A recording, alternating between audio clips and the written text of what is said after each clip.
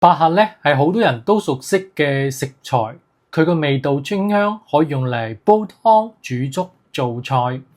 咁百合有乜嘢養生功效呢？大家好，我係謝醫生啦。呢一期嘅影片咧，我哋嚟講講百合啦。百合咧，佢個根莖咧唔單止可以食，仲可以入藥。佢個花朵咧一般有啲淡淡嘅清香，都象徵着高雅同埋純潔噶。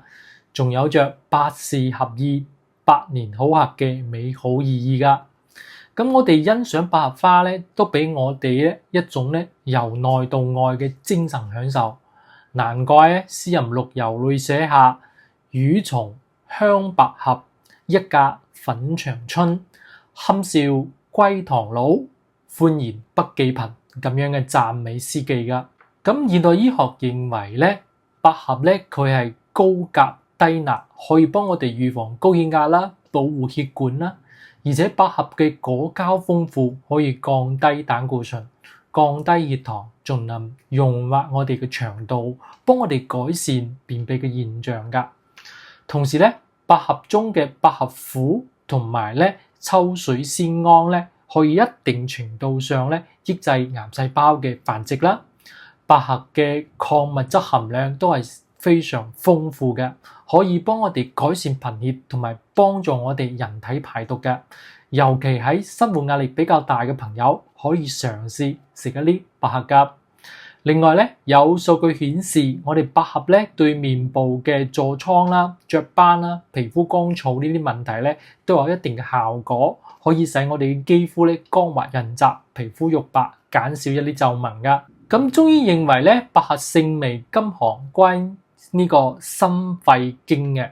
佢有一個咧養陰潤肺、清心安神嘅功效啊！好多中醫師咧用百合嚟治療一啲陰虛啊、驟瞌啊、咁勞嗽卡歇啊、虛煩驚棘啊、失眠多夢啊，或者係有精神恍惚咁呢啲症狀噶。比如濟心坊嘅百花膏，佢就將百合同埋款冬花呢味中藥咧一隻配伍，佢嚟治療一啲驟易咳嗽、痰中帶血嘅。另外一本書叫做《腎齋遺書》啊，佢所記載嘅百合固金湯啊，佢就係將百合同埋心地黃、賢參、川貝母一齊用嘅，治療一啲肺虛久咳啊、勞嗽卡歇嘅。我哋百合潤肺，例如我哋嘅百合雪梨湯啦，係嘛？我哋將百合倒入嗰個鍋嗰度，加水適量煮熟佢，再將氣皮合嘅雪梨塊或者係冰糖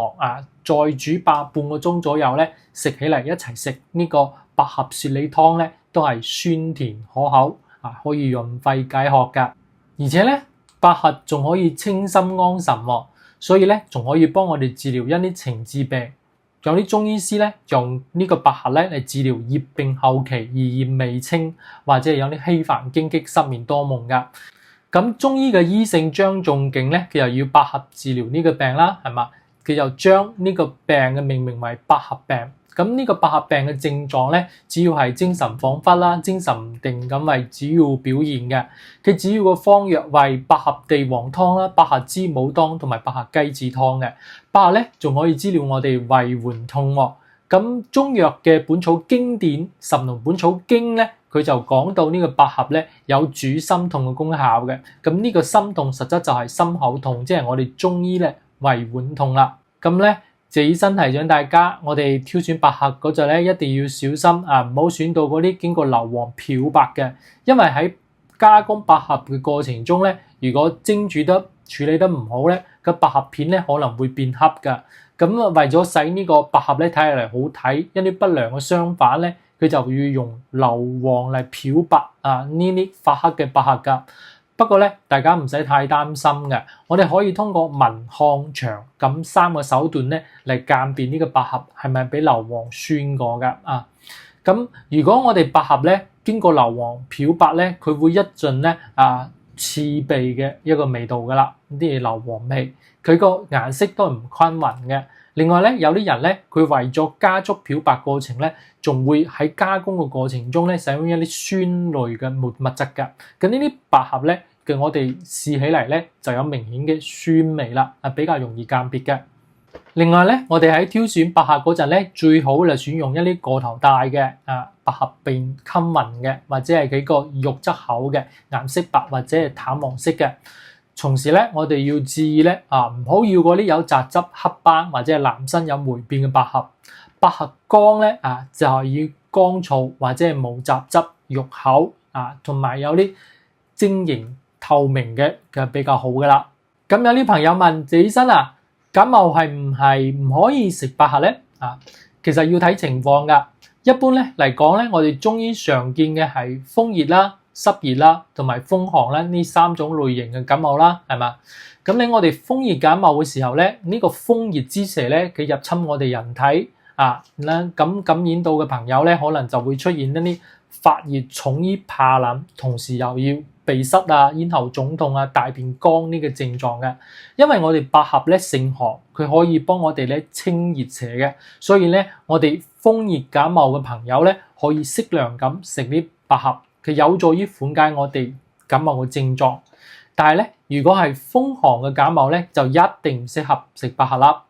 因為咧風寒感冒咧都係由於風寒之邪侵入我哋人體導致噶。咁風寒感冒嘅朋友咧，佢會表現出怕冷、重於發熱噶，同時咧佢都有鼻塞啦、咳白稀痰啦，同埋苔薄白呢啲症狀噶。咁風寒感冒嘅朋友咧，通常建議食一啲偏溫嘅食物，而我哋百合係性寒嘅，所以我哋食百合咧可能會導致呢個病情加重嘅，所以風寒感冒嘅朋友係唔適合食百合噶。同時咧，謝醫生提醒大家，暑濕感冒嘅時候咧，一般都會有啲頭暈頭重食慾唔好或者係大便有啲溏濕或者係我哋有啲胸悶嘅呢啲症狀嘅。咁中醫嚟講咧，一般喺呢個時候咧都係以清暑益氣養陰生津嘅治療為主噶。而我哋百合係冇呢啲功效噶。如果我哋試日都百合嘅量太大咧，可能會出現咧腹痛腹瀉呢啲症狀。所以咧，我哋有暑濕感冒嘅朋友咧，都唔建議食百合，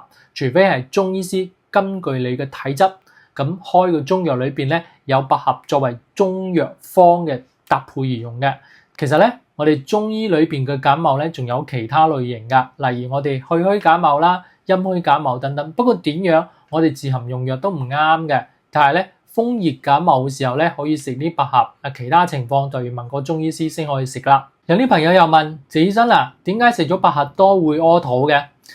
呢係因為咧百合屬於我哋纖維含量比較豐富嘅一個植物之一噶。咁我哋短時間咧食用過量咁富含纖維素嗰啲食物啦例如百合啦，就有可能會造成我哋原嚟嘅消化功能咧唔好嘅朋友出現一啲腹瀉嘅一個問題。所以從中醫角度嚟講我哋百合性寒，如果有啲朋友佢同時有一啲脾胃唔係咁好嘅情況咧，喺服用百合嘅情況之下咧，都有可能咧會造成腹瀉咁嘅現象噶。所以咧喺日常生活當中，建議平時脾胃唔好嘅經常腹瀉嘅朋友喺食用百合嘅量上面咧，一定要限制避免因為食咗過多嘅百合而導致腹瀉噶。多謝大家。